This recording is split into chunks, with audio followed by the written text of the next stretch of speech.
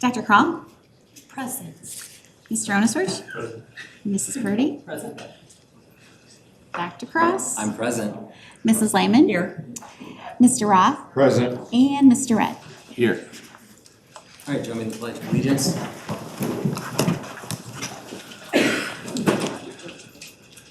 I pledge allegiance to the flag of the United States of America and to the republic for which it stands, one nation, under God, indivisible, with liberty and justice for all.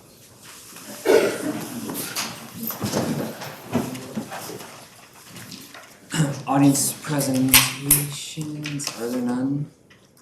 There are none. Yep, I am not gonna read all of that then. We will move on to administrative reports. Our first, is Lisa Kowalski here? She just stepped out. Okay. Whew. Sorry. We're getting the presentation loaded up, so, yep, Not first up. you're gonna be first up. Okay.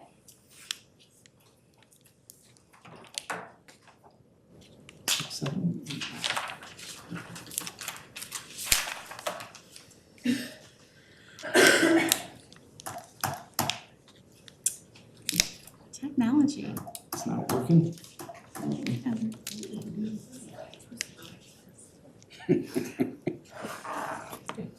Oh, we're sorry. Okay, Oh, it's not gonna work, Lisa, so you just look anxious It's and I'll not. forward the slide for you. Okay, thank you.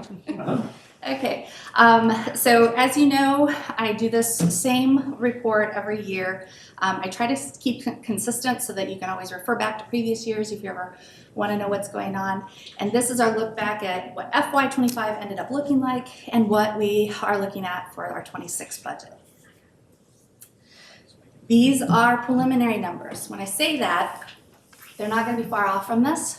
However, I can't say they're official because our auditors are currently in our offices this week and next week, finishing up, making sure that everything, T's are crossed and the I's are dotted, the whole thing, right? But these are very, very close, if not actual numbers that you will see on our AFR when the auditors do end up presenting it. So the top section is what we had budgeted for FY25. The bottom portion is what our actuals ended up looking like.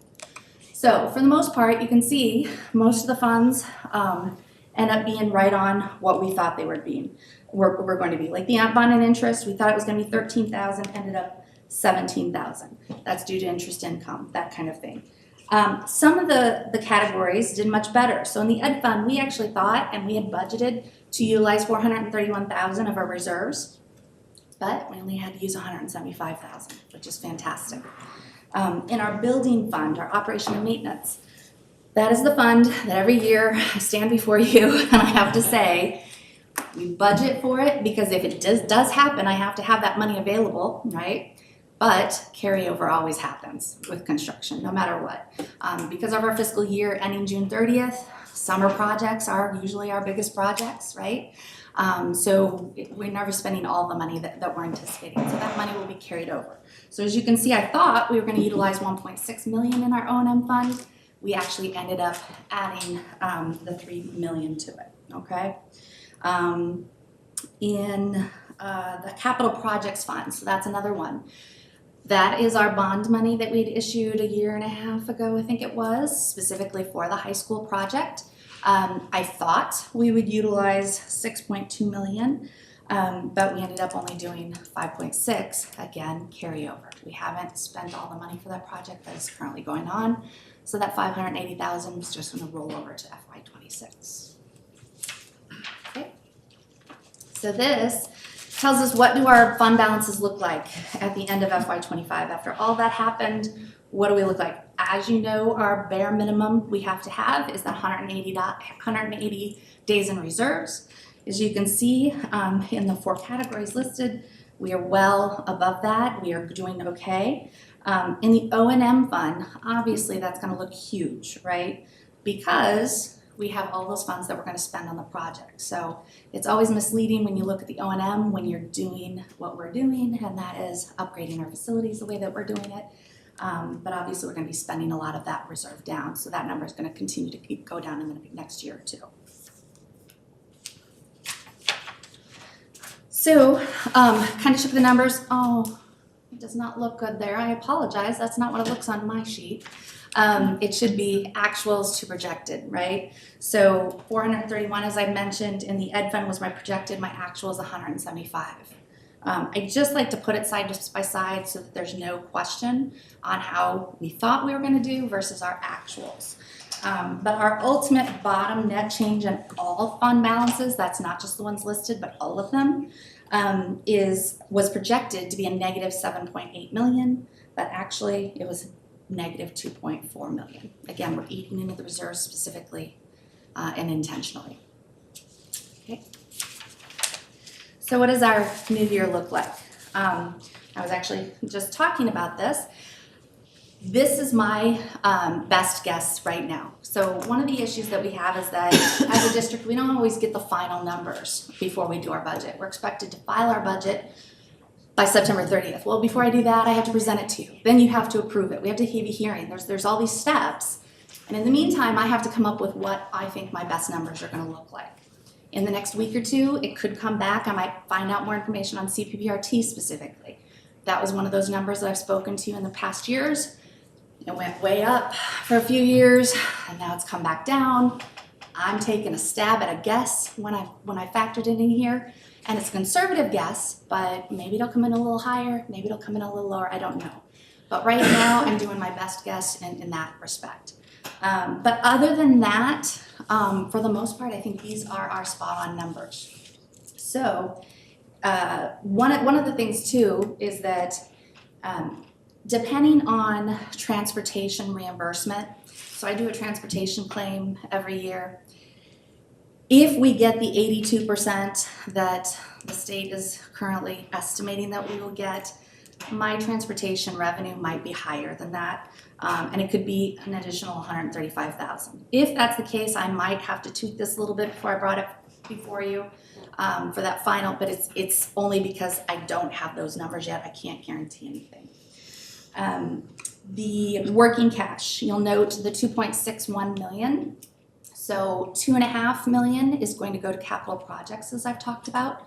Again, having the money there so that we can do the projects that we've been talking about. 110,000 of interest income from that fund is going to go into the ed fund. Okay.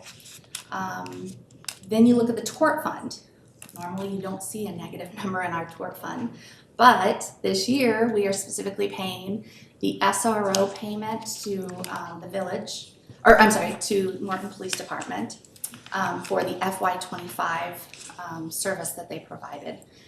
We also have an FY26 payment in there, but that's going to continue here going forward. But then we also have the crosswalk payment to the village thrown in there. So that's why we're intentionally using some of the reserves. And that's why that number is negative 234,000. Next year it won't look like that. It'll be pretty much break even once we've removed those two pieces that I just mentioned.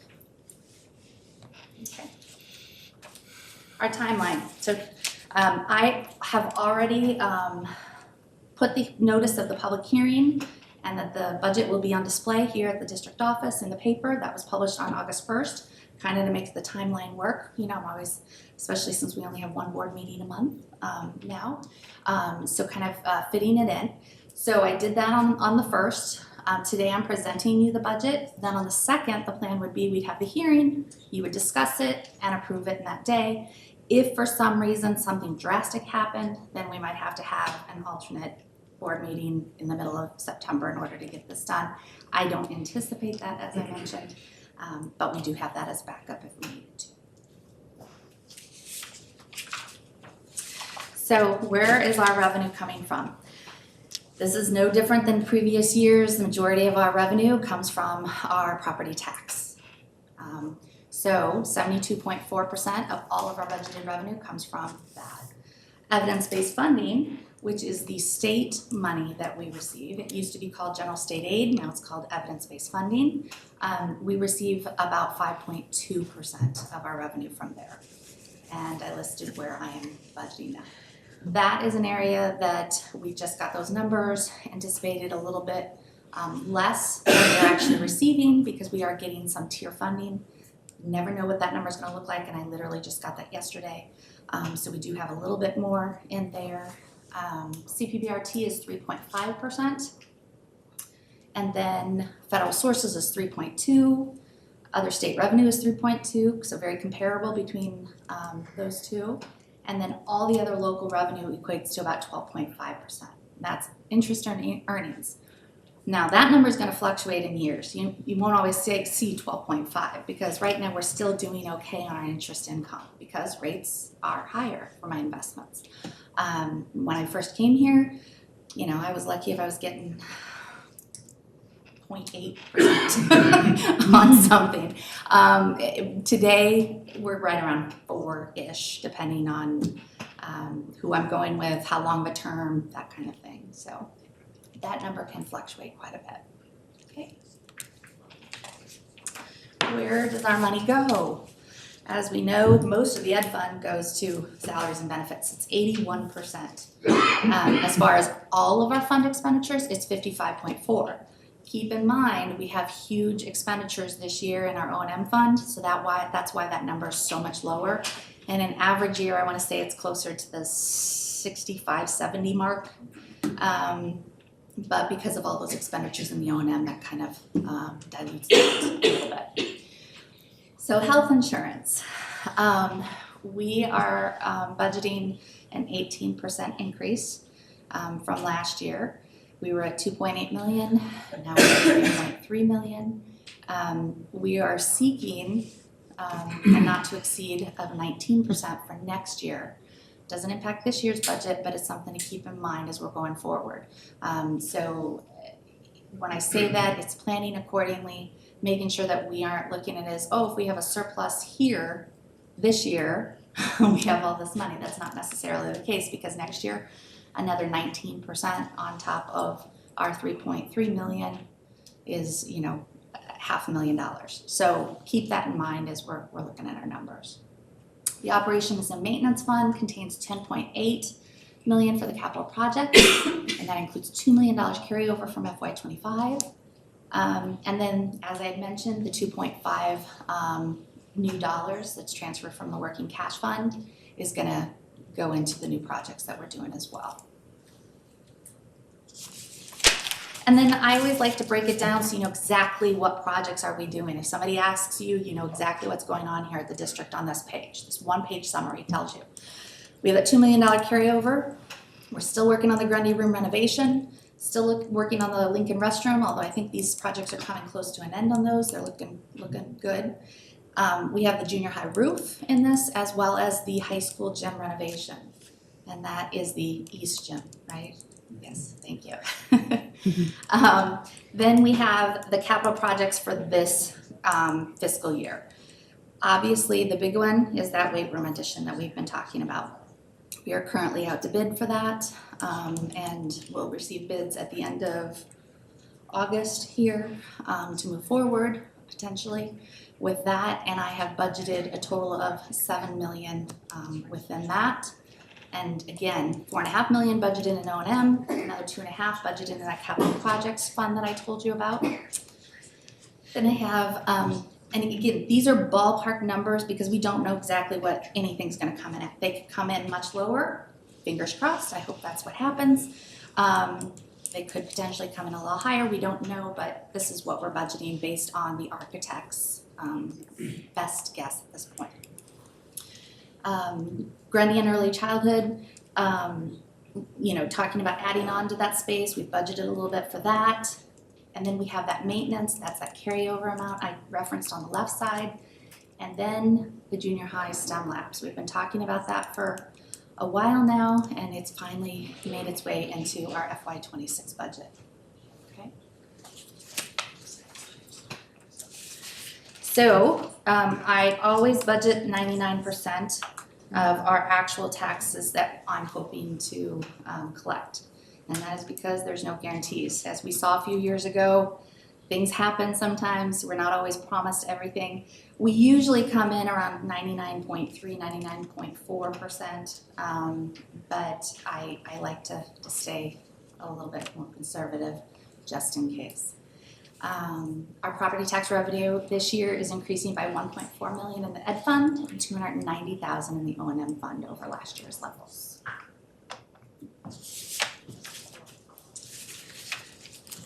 Then our expenditures, so our total salary cost in the ed fund, the O&M fund, and the transportation funds will increase by 1.9 million or 7.1%.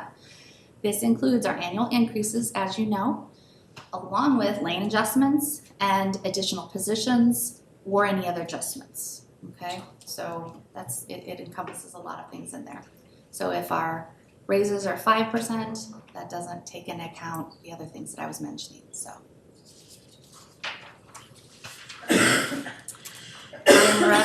Employer contribution remains about the same. It goes by calendar year, so this year right now it's 6.2-ish%. It's gonna go down a little bit.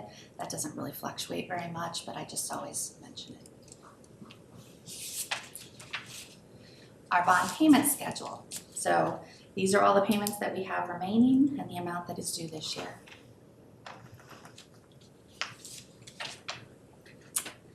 So this is a nice little picture. Reiterates some of the information on the previous pages, but in a pretty little format for you, so you can take a quick glance to see where all of our money is coming from. Big blue is the property taxes, and then the breakdowns that I had on that other page are the other areas. And I had just mentioned that CPBRT, I don't have that final number, but this is my best guess as of right now of what we're going to be able to allocate to the ed fund. Again, a nice picture of our expenditures, same information, but just in a little bit of a different format so you can see. As you can see, when you add the salaries and benefits, we're at that number I was mentioning earlier. It really does take up a large part of our expenditures in the ed fund. I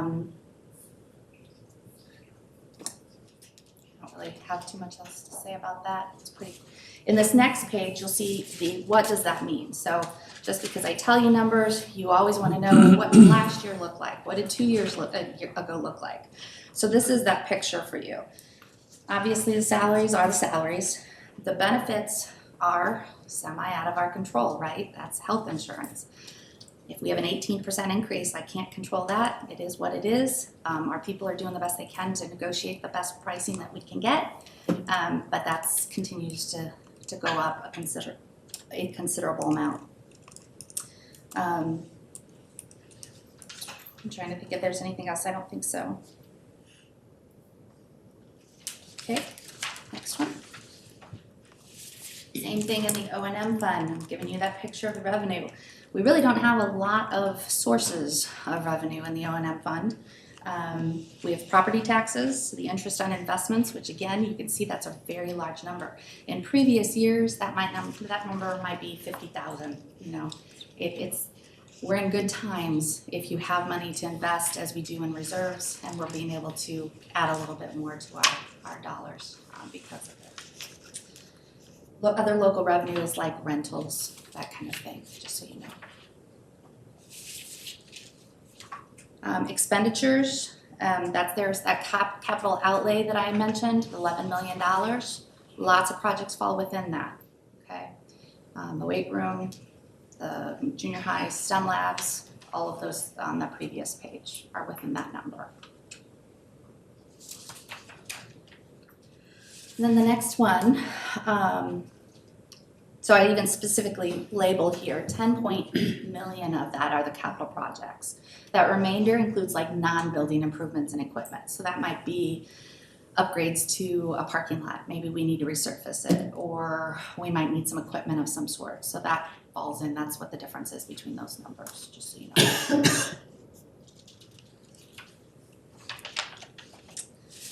Fund balances.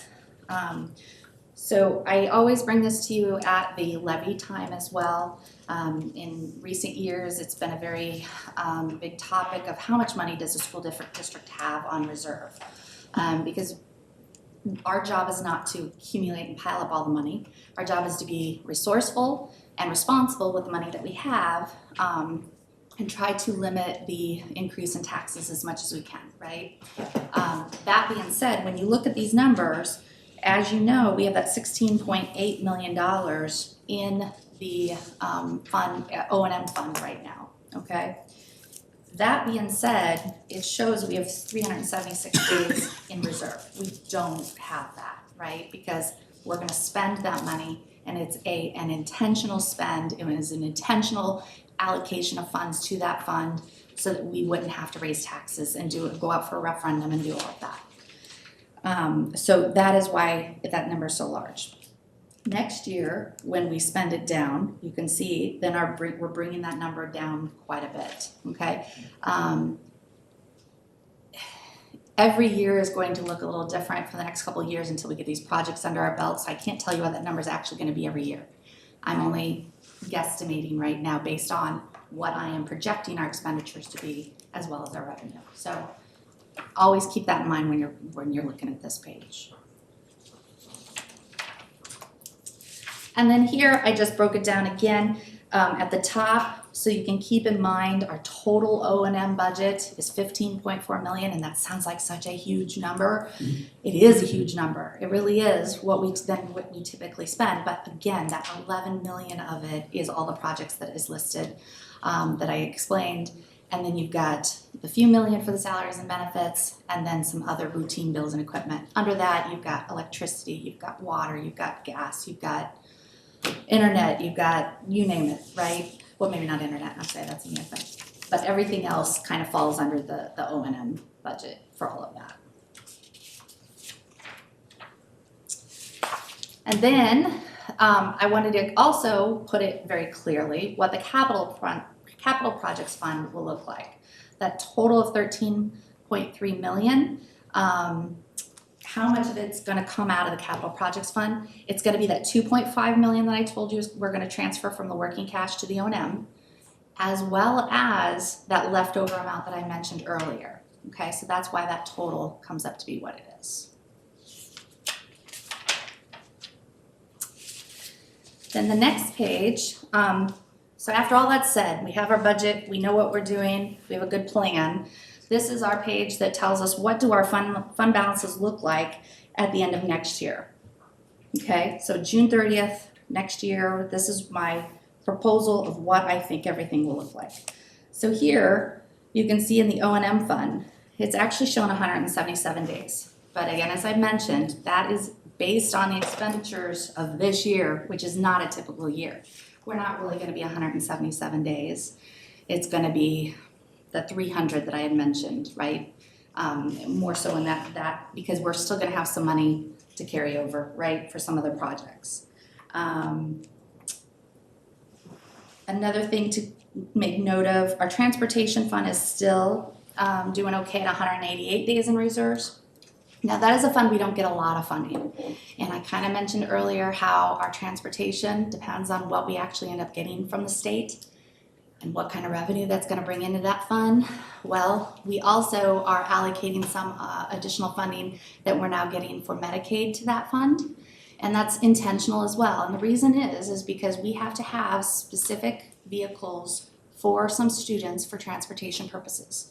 It means that they have to actually be altered for that student, and we use it for that purpose. So Medicaid now has an annual report. We never had this before, but we do now. And I have completed that, and because of that, we're getting some additional funding for those vehicles that are specifically modified for those special needs students. Okay. So that looks like it's getting close, but because of that, we're ending up okay. And I anticipate being able to use those funds in years to come because that's an annual report that I will be getting funds from.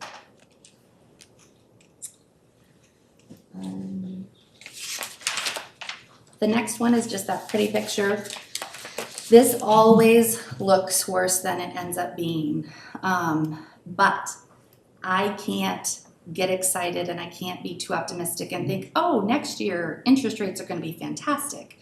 on my investments. On my investments. And I can't also say next year we're gonna get a bump in CPPRT. I have no idea, it could go down. I also don't know what evidence-based funding really is gonna look like. So I always have to do it on a very conservative outlook. It's not too conservative, it's just right there in the middle, so I'm not fooling ourselves and getting ourselves into a bad situation in the district. So the trail goes down, but it might not look like that next year when I present the actual FY26 numbers to you. Maybe it'll be a little bit like it was this year. I told you I was gonna spend 430 of the Ed Fund reserve. I only ended up spending 175,000, right? So it wasn't as bad as we thought it was gonna be, and it sounds like, well, how can you not know that? There are so many factors, there's no way for me to know exactly down to the penny, especially when you're talking about a $36 million fund, right? So that's kind of where we are. And you can see I put at the bottom of their O&M fund reflects $0 in CPPRT, so we were intentional, we moved those funds to the O&M fund for the past few years. We're not doing that anymore. It's now back to the Ed Fund, so that we are contributing that where it needs it right now, okay? I think that is it. Any questions?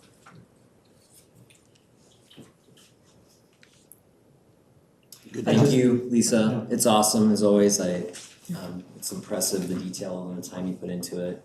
It's super helpful. I know it's the first time you sit through it. It's kind of like, wow, that's a lot of numbers and a lot of abbreviations, but it all makes sense in the end. It does, and it is really hard. I try to point out the things that I think are notable, things that you wouldn't specifically know or realize why they look like they look like. But it's very hard to explain in detail every step of what I do over there when I'm doing the budget. If you sat over there with me when I actually do the actual budget I submit to the ISB, it would not be fun. It's a little challenging sometimes making sure every single thing, because it's every single salary, every single benefit, and which account that goes to, and we have many accounts that we do. So this is just that, putting it all together, trying to tie it into a little bow so that you can understand it. Thanks, appreciate it. Sure. Thank you. All right, so for the administrative report, I'm gonna stick with finance here. I'm gonna just reiterate, you heard Lisa mention that the audit team from Clifton, Larson, and Allen arrived on site yesterday morning, bright and early to start a week-long audit. So that provides a little extra stress as you're getting prepared to deliver your FY26 budget. But Lisa and her team with Katie and Amy have done a great job, and at the same time they've brought on a new staff member, Hannah Rudolphi, and she's joined the team and hit the ground running and really helped us out. So special thanks go out to Lisa and her team for their work. In a few seconds here, I'm going to turn the floor on over to Dr. Teeter to talk about a special event that we just had here. That was our new staff orientation. But as far as, you can go on to the next slide. As far as gratitude, I just want to thank Dr. Teeter and Mrs. Wyman, Valerie Smith, all the district office staff that did a lot of work planning this event. It's evolved over time and it's solid. And with that, I'm going to turn the floor on over to Dr. Teeter. So I am, you'd think being here this long, you would have realized more goes on than goes on, but a lot goes on to get, as I said at the dinner, all those people in that room that we can be introduced to. And it has just been an incredible feat. I know the work that the principals and administrators go through to get the names submitted to us. And then once it gets here, all the paperwork and organization, and our new staff showed up Monday morning and the IT staff had them all set up and ready to go. I think with one exception, because I misspelled a young man's name incorrectly, everyone was able to get into everything. And once I learned how to spell his name, he could get into everything. It has just been it has really been neat to see the office staff, the administration, and all the pieces that go into it, put together this new staff orientation. Susan Piles did a presentation. She does one every year on Morton. I've never listened to it. I was ready to buy a second house. This place sounds that cool. So it was great. Ashley Valero was here from the library. It is amazing the resources that the library partners with us to make happen. And I will say we are very fortunate to live in a community where we have such great relationships with the other entities, from the park district to the library to the city to the police department. We're just very fortunate. And I know that because I've been here for a very long time, but as I said, Susan Piles has a very infectious nature for Morton, and it was pretty cool to see.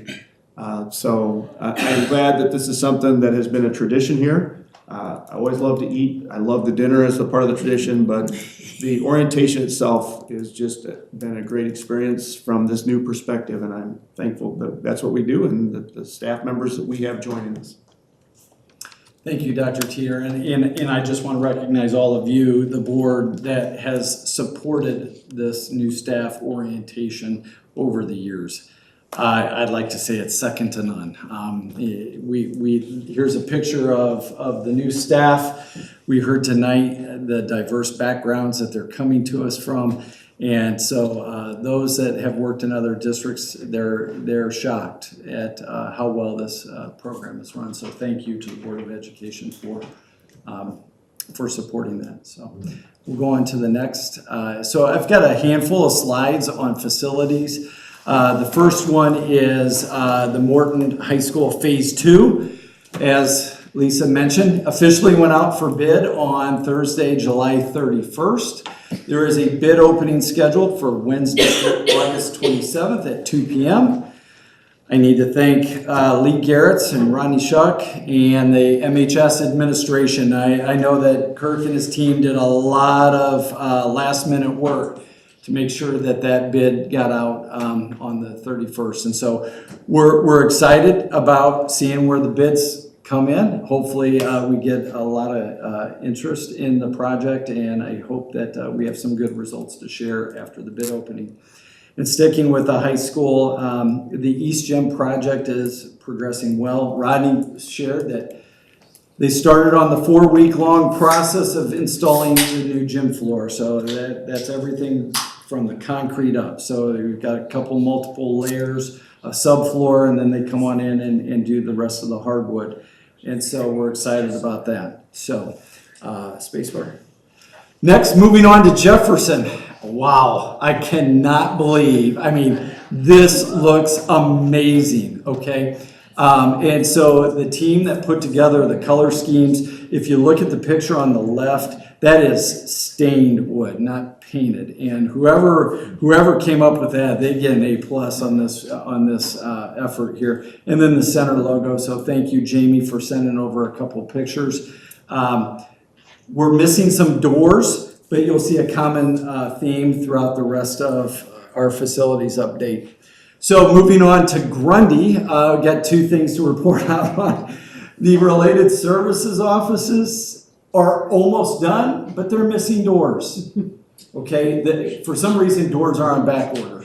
And so Ms. Hygas and Ms. Franklin and her team are going to make do, because these doors will not be in for the start of school. So they're working on a plan to be able to maybe do some partitions or something in there. But next step is we got to get some office furniture installed, but it's coming along. That is a great space that the related services is going to be using. And then to the left, you'll take a look at brand new cafeteria tables. And so I know Elle is excited. The students are going to, I know that they're going to walk on in and go, wow, we've got new tables. And that'll be utilized next week. Moving on. Morton Academy was out there today. I wanted to share this information with the board. The administrative spaces, this is in the Center for Youth and Family Services building, which is adjacent to the Morton Academy building. I wanted to give you a picture of what that looks like. So you see these offices on the left, count 1, 2, 3, 4, that go around. This is the additional 1,300 square feet. that we engaged in extending or expanding our lease agreement for this space. So as far as that goes, what we're looking at is an admin office, school psych, social worker, sensory space, OT, PT, and speech are all going to be occupied in that, as well as a break room. But this is just going to be such a nice relief. Years prior, in the Morton Academy, the instructional side, it was a scramble to find usable space that didn't have either lunch going on or PE activities or the other specials taking place or class. And so this is going to be really nice. In addition to this, we have met with Lee Garrett's, the architect, given him some guidance as to putting together a 30,000 foot plan of what an expansion at the instructional side of Morton Academy would look like. So we hope to have that back in the next week or so that I can then forward to the CYFS admin. They have a board meeting coming up the third week in August.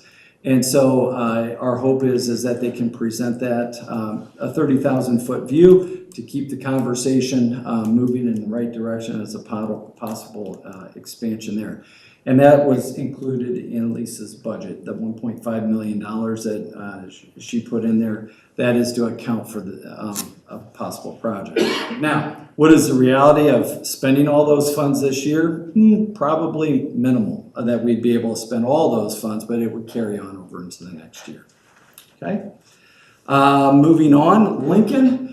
I'm just going to spend a few moments on this. This is the restroom and the RISE classroom remodel. What's missing in this picture? Come on, you all can say it. Doors. Very good. You're a good student. But this is looking really nice. As a military guy, I am fond of highly polished floors, and the custodial staff this summer, I mean, when you look at that floor on the right and it's just as bright in the floor, the reflection of the lights, that is good work. So I want to give a shout out to that group as well for their work this summer. And they had to do that in around contractors and a lot of dust. So. I've got a few other items.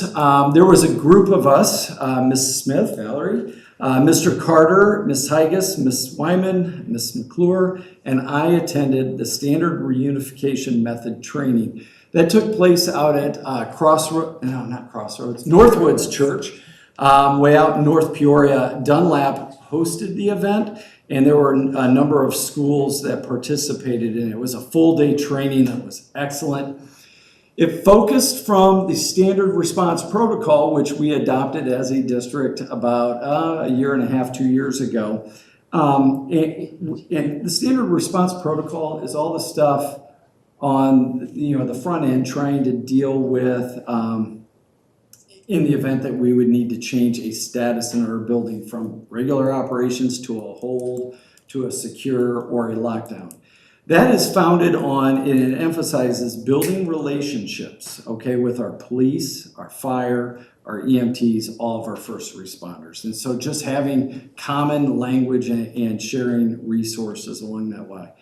And it also focuses on situational awareness. In emergency management, those are my two favorite words, situational awareness. So this training focused on walking through all of the steps to initiate reunification operations. So this means everyone has been relocated from a building. Now what? How are we going to go through that process? As you can imagine, I hope we never, ever, ever have to engage in that. But it was good training. It really makes you think about all the steps that go through it. But the biggest takeaway is that this is an extension of the SRP and complements the mutual aid agreement that we have with the ROEs 48 and 53. New administrator orientation. We're copying and pasting what we have done with the new staff orientation, and this year we really formalized a full day, and I gotta give credit to Dr. Teeter and just Stephanie Brown, Kate Wyman, who did a lot of the heavy lifting with the new administrator orientation. These are the people that attended: Mrs. Adolphson, Mrs. Vastine, Ms. McClure, Ms. Erickson, Mr. Smith, and Mr. Tennell. It was a full day. We covered everything from goals, pillars, being a leader, everything in human resources and evaluations. Kate and Stephanie led out a great session on personal growth and self-care as an administrator, because that's a change for some of our new admin. Lindsay hit the student support services. Kate circled back and hit school safety and curriculum.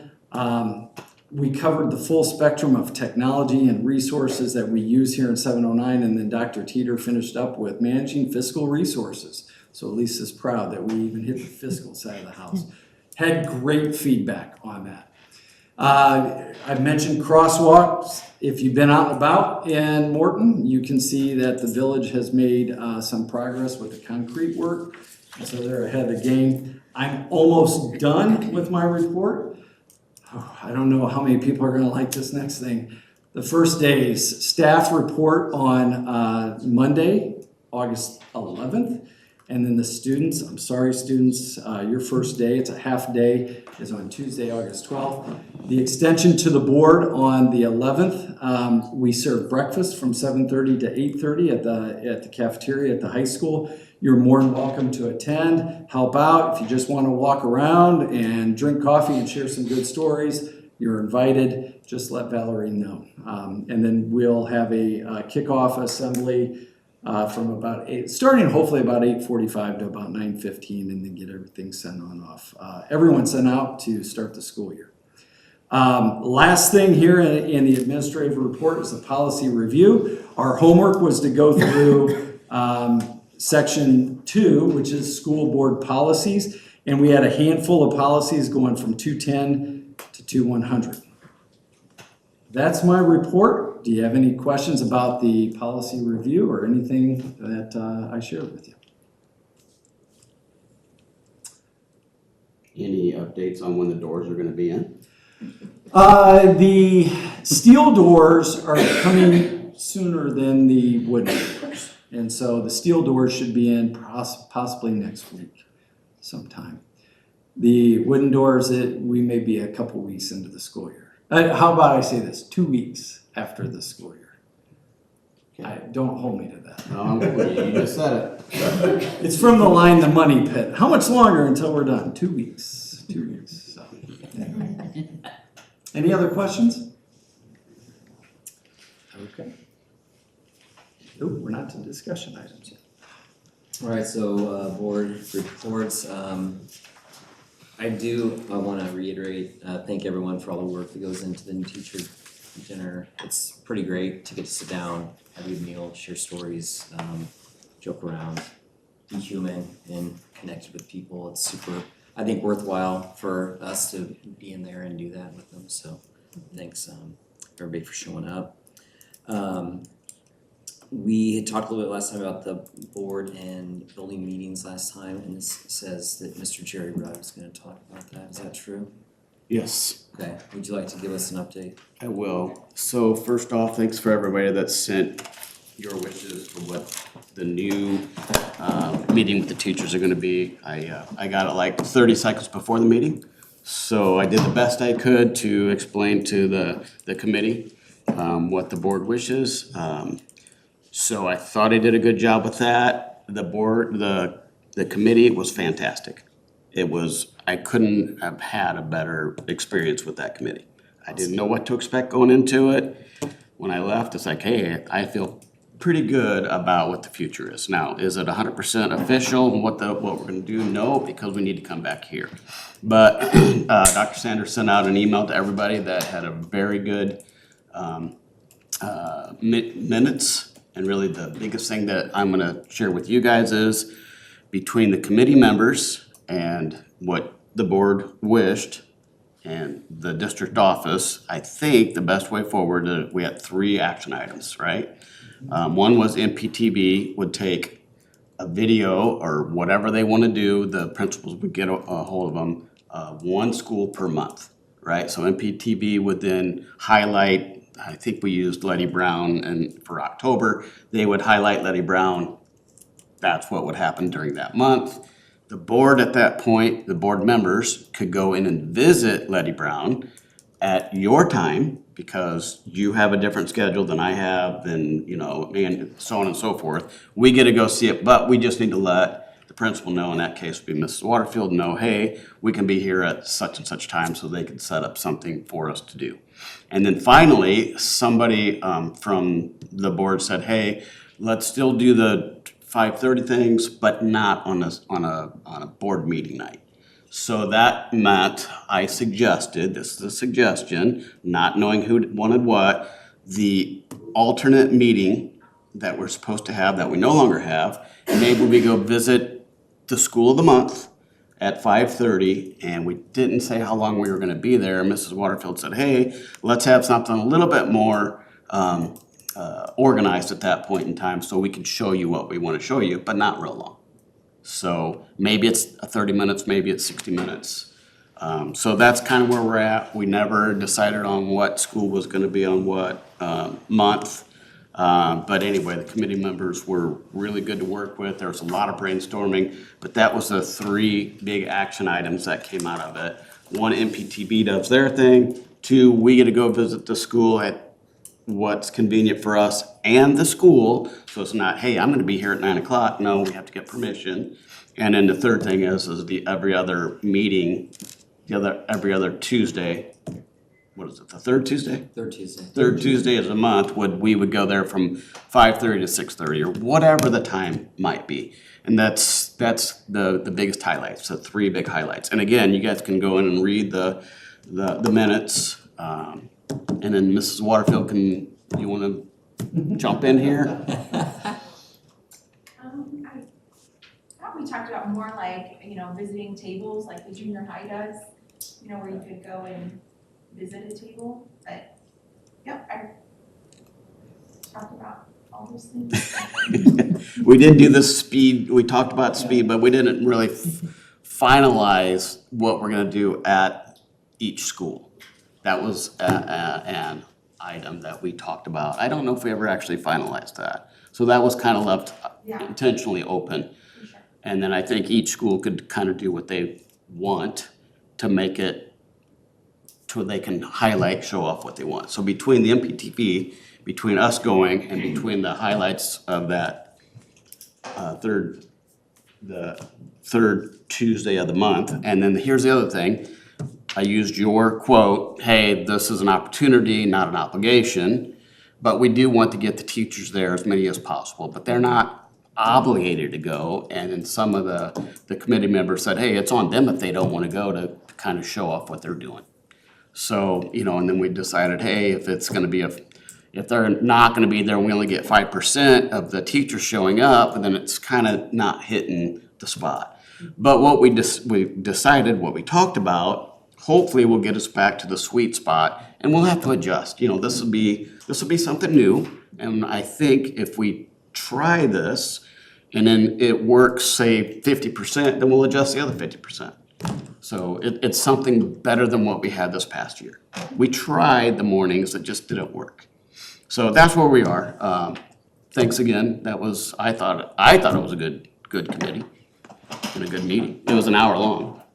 So, and I think the high school was there, we had elementary schools there, we had, the district was there, And junior high. and the junior high was there. So I think we hit every school, and of course I was there from what you guys had sent. Any questions for me that I can help answer? And they were there as well. No? So, I'm sorry.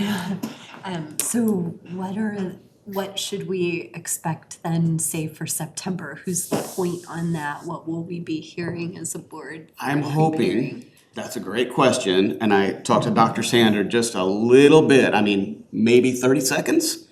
So that's not finalized. So we've got the October, November, December, January, February, March. If we start in October, we're gonna need an April. So that would give us the seven different schools. So hopefully September we'll have more of this finalized. Well, all of it finalized. Fair? Yeah, that's fair. As much as I'd love to say that we'd be prepared to roll something out in September, we still have some additional work. The good news is that we're not asking a lot. MPTV is gonna have some tasks.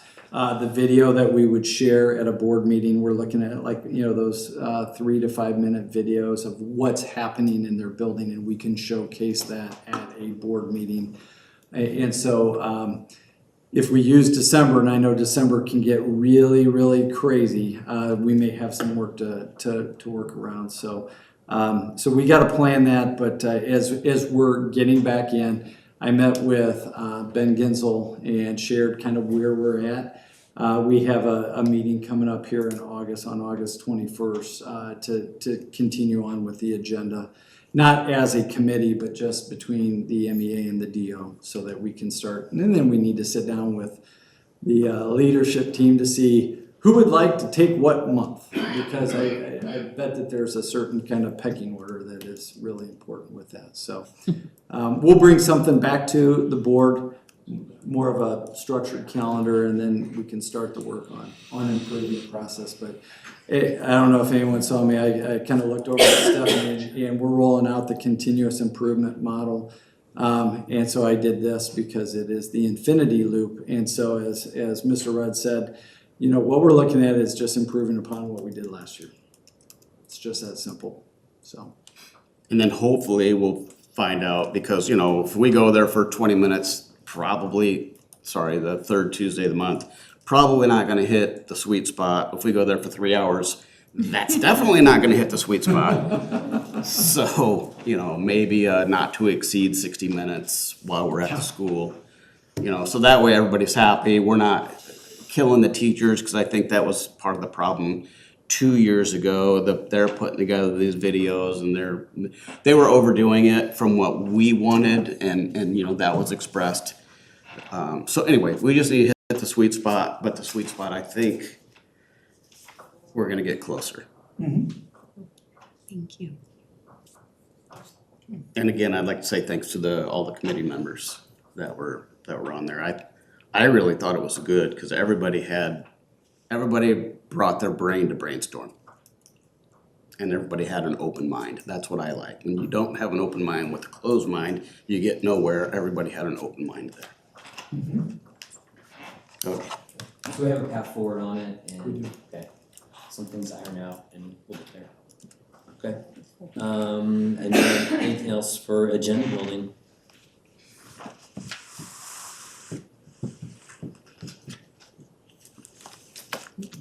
All right, discussion items.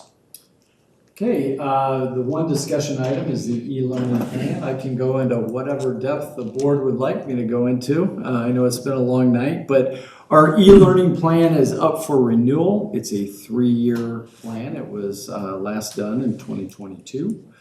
ISB has some specific guidelines that we need to follow in order to get that approved.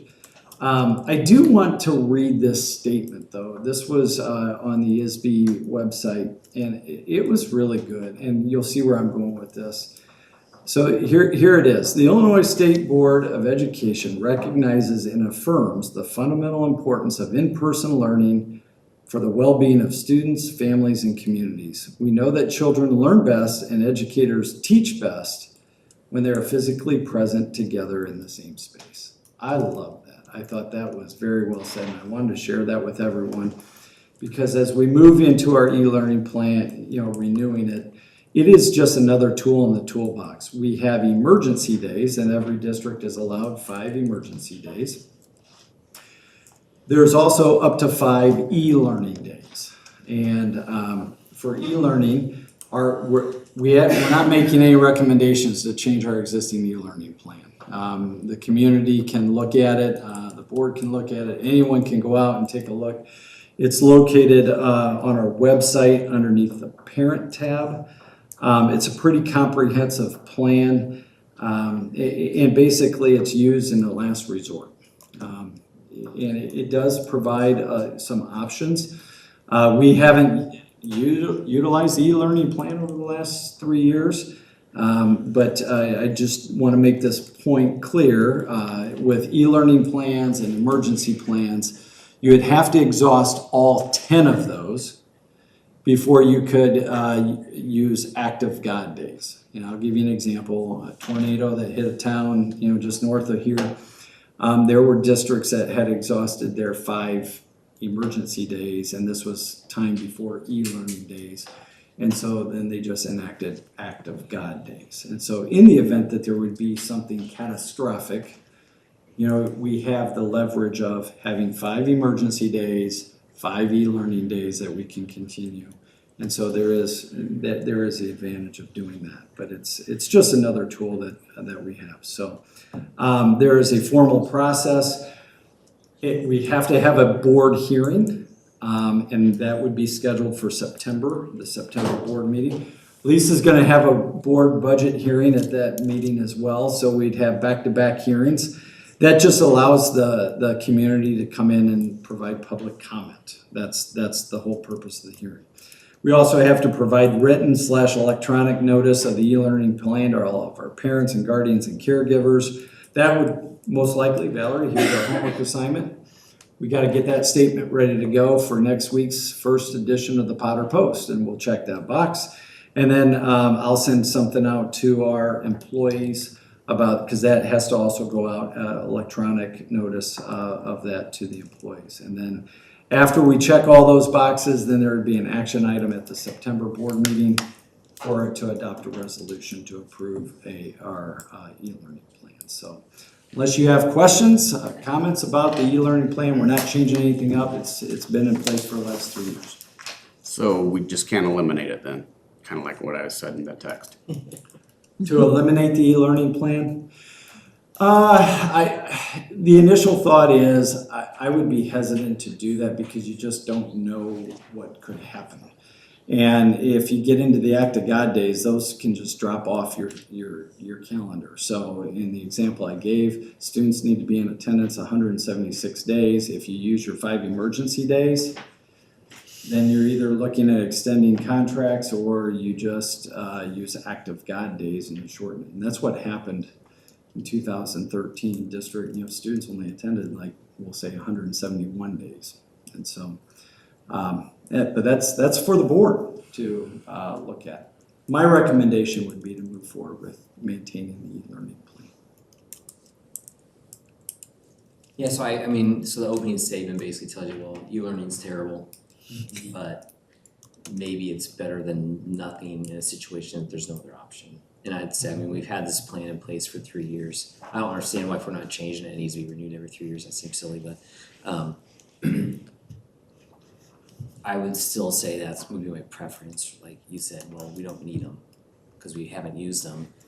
Well, hopefully we never have to use them because that'd always be like, whether it's, we're canceling because of weather, and Right. Not going to e-learn because of it. That would be the thing that I don't want to happen. That's what, exactly. Exactly. And I don't think, right, we've canceled because of weather here or there over the past 3 years and we've never used an e-learning day. So I don't think it changes it. So it's status quo, but gives them a tool to break in case of emergency. Very well said. We just want to represent our community well. Our community does not prefer e-learning days. Totally agree. Mm-hmm. I don't prefer them.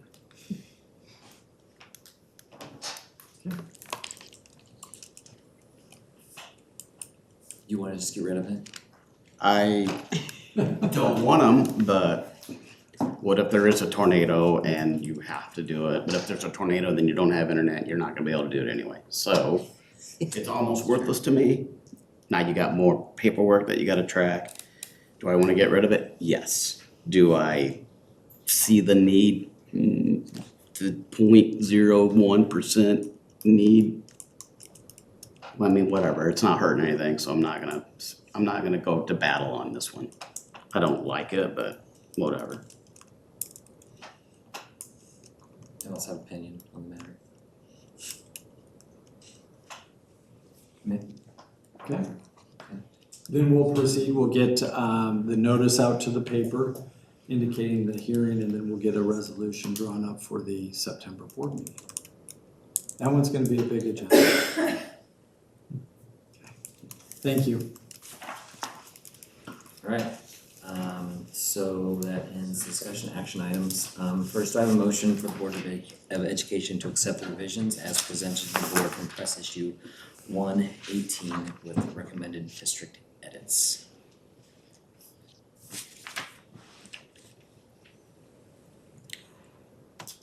I move that the Board of Education accept the revision as presented to the board from press issue 118 with recommended district edits. Support. Discussion,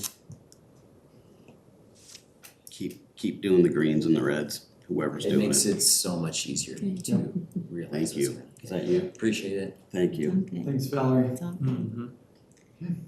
Alright, Valerie, please call the roll. Yes, sir. Mr. Rudd. Yes. Mrs. Lehman. Yes. Dr. Cross. Yes. Dr. Crawl. Yes. Mrs. Purdy. Yes. Mr. Onisworch. Yes. And Mr. Roth. Yes. Did I get it? This is consent agenda. Then consent agenda. Alright, Mhm. so I have a motion to approve the consent agenda as presented. So moved.